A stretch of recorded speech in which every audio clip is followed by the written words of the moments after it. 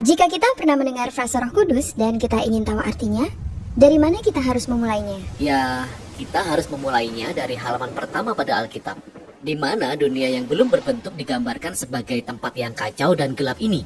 Tapi kemudian, di atas kekacauan ini, Roh Allah hadir, melayang-layang, siap membawa kehidupan, keteraturan, dan keindahan. Oke, tapi apa itu Roh Allah? Ya, jadi roh adalah cara penulis Alkitab berbicara tentang kehadiran Allah secara pribadi. Kata dalam bahasa Ibraninya adalah ruach. Ruak? Ya, benar. Tenggorokan kita harus benar-benar bersih di akhir pengucapan. Jadi apa itu? Ruach dapat merujuk kepada sejumlah hal yang berbeda. Namun kesamaan umumnya adalah energi. Energi? Kok bisa? Jadi ada energi yang tak kelihatan, yang membuat awan bergerak atau cabang-cabang pohon bergoyang. Benar, angin. Jadi, dalam bahasa Ibrani, itulah ruach. Oke. Sekarang, tarik nafas panjang. Kamu dapat merasakannya bukan? Di dalam? Ya, udaranya? Ya, tepatnya energinya. Benar, tenaga yang ada pada tubuhmu yang kamu dapatkan dari bernafas dalam-dalam, itu juga adalah ruach. Dan ini adalah kata yang sama yang digunakan dalam Alkitab untuk menggambarkan kehadiran pribadi Allah. Sama seperti angin dan nafas yang tak kelihatan, Roh Allah juga tak kelihatan. Angin sangat kuat, dan demikian juga Roh Allah sangat kuat.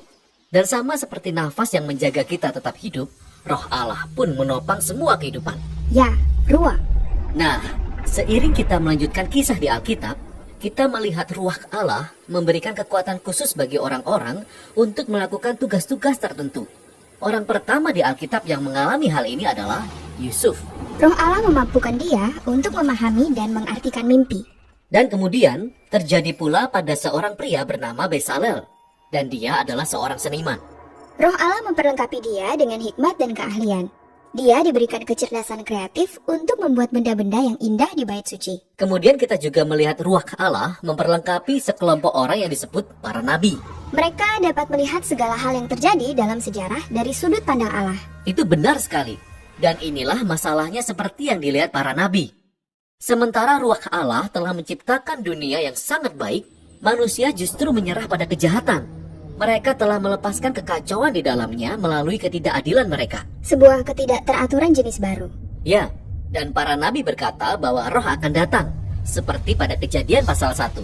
Tetapi sekarang, dia datang untuk mengubahkan hati manusia, untuk memampukan manusia untuk benar-benar mengasihi Allah dan orang lain.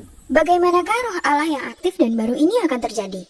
Nah, berabad-abad telah berlalu dan kita diperkenalkan kepada Yesus.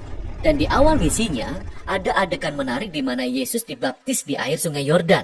Ya, langit terbuka dan roh Allah datang dan menghinggapinya seperti seekor burung. Kisahnya menyebutkan bahwa roh Allah memperlengkapi Yesus untuk memulai ciptaan baru.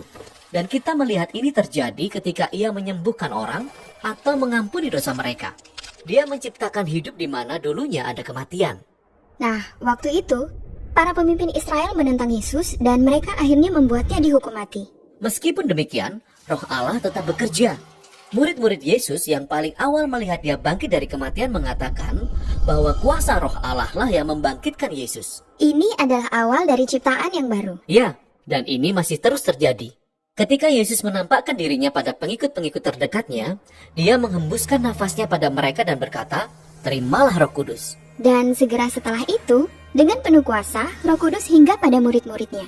Sehingga mereka dapat menjadi bagian dari ciptaan yang baru ini dan memberitakan kabar baik dan belajar untuk hidup dengan energi dan pengaruh dari roh Allah. Dan hari ini, roh tersebut masih melayang-layang di tempat-tempat yang gelap. Ya, mengarahkan orang-orang kepada Yesus, mengubahkan dan memperlengkapi mereka supaya mereka dapat mengasihi Allah dan orang lain. Dan orang-orang Kristen berharap bahwa roh itu akan menyelesaikan tugas tersebut. Kisah Alkitab berakhir dengan sebuah visi bahwa manusia yang baru hidup dalam dunia yang baru yang dipenuhi dengan kasih Allah dan roh yang memberi hidup.